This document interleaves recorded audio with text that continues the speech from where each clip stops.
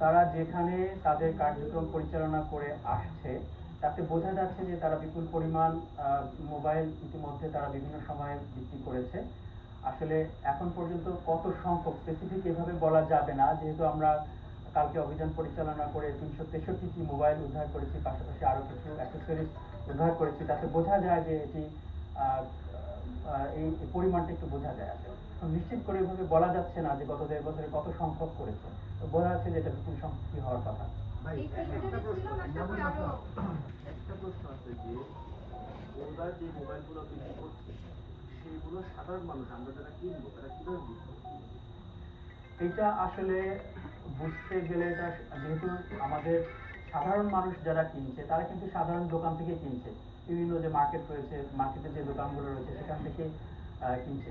কিন্তু কেনার ক্ষেত্রে আসলে সচেতন হওয়া দরকার সাধারণ জনগণের। তারা যেন অবশ্যই বৈধভাবে আমদানি করা যে সকল মোবাইল রয়েছে, যেগুলো অফিসিয়াল ফোন, সেগুলোই কিনতে উৎসাহিত করা উচিত। কারণ এই অবৈধভাবে নিয়ে আসা সেগুলো চোরাই হতে পারে, সেগুলো কোনো অপরাধের সাথে সংশ্লিষ্ট থাকতে পারে।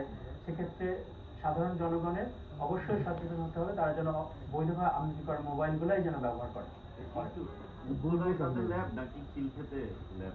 না, আমরা যেটা পেয়েছি সংযোজন করার যে জায়গাটা, মূলত দুই জায়গাতেই তারা ভালোভাবে মানে সংযুক্ত করার কিছুটা ব্যবস্থা আছে। তবে খিলক্ষেতে যেখানে আমরা অভিযান করেছি সেখানে একটু বড় ধরনের বড়সড় পরিসরে এবং বেশি পরিমাণে আমরা উদ্ধার করেছি নিকুঞ্জ এলাকায়।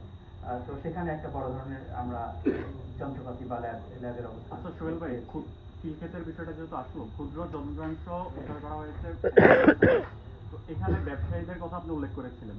ব্যবসায়ীদের সাথে কি অন্য কোনো চোরাচালানকারী বাংলাদেশি চক্র জড়িত আছে এমন কোনো তথ্য আপনাদের কাছে আছে কিনা? এটা আসলে আমরা তদন্ত করে বলতে পারবো। এখনই প্রাথমিকভাবে আমরা জাস্ট কাজটি কালকে অভিযান পরিচালনা করেছি, তাদেরকে জিজ্ঞাসাবাদ করা হবে, পরবর্তীতে আমরা এটা আসলে জানতে পারবো।